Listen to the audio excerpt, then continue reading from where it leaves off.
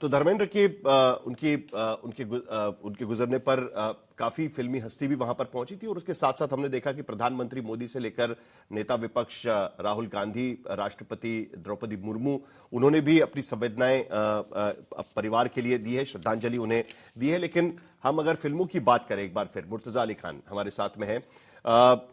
एक ऐसा भी दौर था जिसका हम इसके पहले बात कर रहे थे कि कई बार ऐसा होता है कि आप जो करियर आपका चल रहा है, एक तरीके की फिल्में हिट हो रही है तो उसके बाद उसी पर आप अटक जाते हैं। लेकिन धर्म जी का हमने देखा कि एक बार फिर उनकी री एंट्री एक तरीके से हुई लाइफ इन अ मेट्रो के साथ में। उस दौर की भी बात होना जरूरी है। आज की पीढ़ी को अगर हम देखें तो उन्हें याद होंगे धर्म जी लाइफ इन अ मेट्रो में भी, जब वो वहां पर किरदार निभा रहे थे, नए एज के डायरेक्टर्स के साथ वो वहां पर काम कर रहे थे। वो इसके लिए भी जाने जाएंगे जब सलमान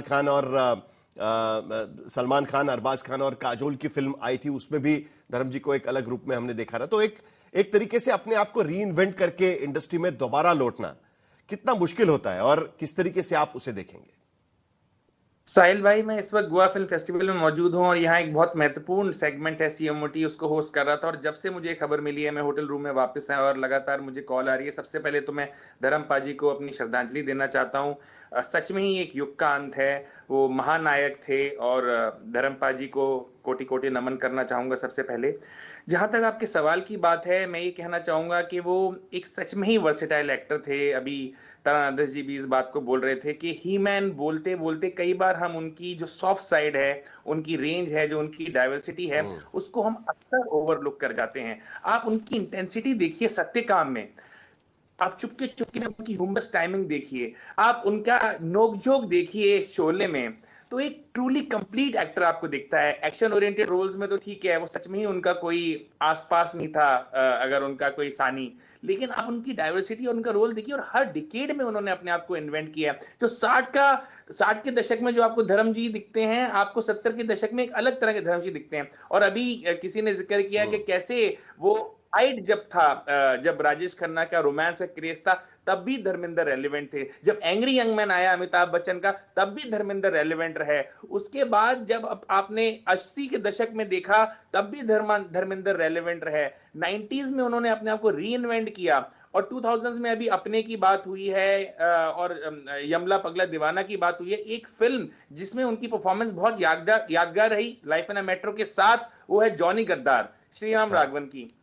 और अभी तरन आदर्श जी ने जिक्र किया कि लास्ट फिल्म उनकी श्रीराम राघवन के साथ रहने वाली है। आई थिंक जॉनी गद्दार में जो उनकी एक्टिंग परफॉर्मेंस है, उसको मैं नई जनरेशन के लिए एक बहुत कॉर्नरस्टोन मानता हूं, क्योंकि बहुत ही ज्यादा डिफरेंट हमें धर्मेंद्र देखने को मिलते हैं। तो वर्सेटैलिटी के मामले में उनका सच में कोई सानी नहीं है। हीमैन थे वो, लेकिन ये बात भी सही है कि हीमैन के बियॉन्ड जो अपने आप को री इन्वेंट करता रहा, जो अपनी वर्सेटैलिटी को लगातार अपना लोहा मनवाता रहा। और ऐसे समय में जब उनको अवार्ड्स नहीं मिलते थे, आप समझिए उनके साथ के जो एक्टर्स थे उनको लगातार अवार्ड्स मिलते थे और इनको हमेशा ओवरलुक कर दिया जाता था। उसके बाद भी वो अपने आप को हमेशा री इन्वेंट करते रहे और खूब कहते हैं ना कि कड़वा घूंट पी के आगे बढ़ते रहे, कभी भी डिमोटिवेट नहीं हुए। और टोटली हर डिकेड में उन्होंने अपने आप को री इन्वेंट किया और अपना एक नया डायमेंशन हमेशा वो मौजूद रखते थे। और अंत तक रॉकी रानी की प्रेम कहानी में आप उनकी परफॉर्मेंस में आपको याद दिलाना चाहूंगा, कितना कमाल का उन्होंने सटल परफॉर्मेंस दी है, और बहुत ही हंसाया भी और साथ ही बहुत इमोशनल भी किया।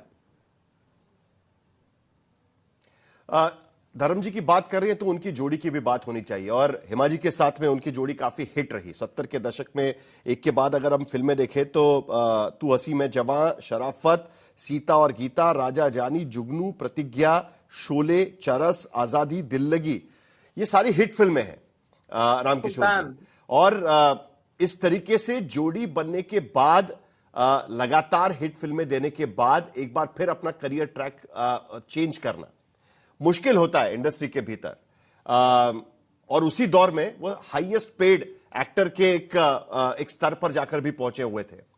क्या आपको लगता है कि इतने लंबे समय तक करियर करना एक एक्टर के लिए फिल्म इंडस्ट्री में खास करके कितना मुश्किल होता है, जो धर्म जी के हमने पूरे करियर में देखा है?